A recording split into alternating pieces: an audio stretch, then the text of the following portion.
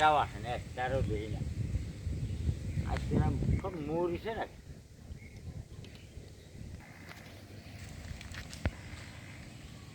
ও ও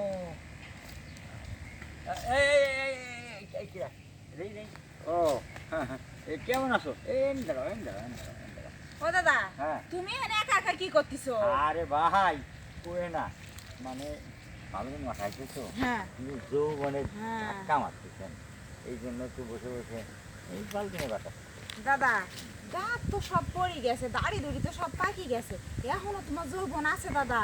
আরে কইও না, আরে ভাই আমি যৌবনের সময় কত মেয়েরা আমার পিছনে লাইন দিছে, কত কি কইছে, মেয়েরা ধরে ধরে আমার ঘরে নিয়ে।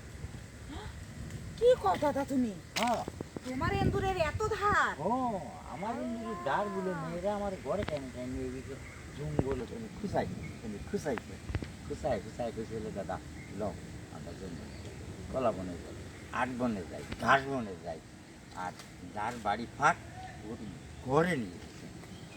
কেন আর কেউ নাই, বউ নাই, জানি আমিও নাই, আমি দুটো। ও হরি কি মজা আমার।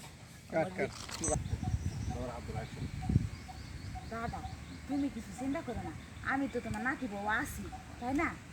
তো থামো দাদা, একটা জিনিস আমি দেখি তো আচ্ছা দেখো। তোমার এই বয়সে।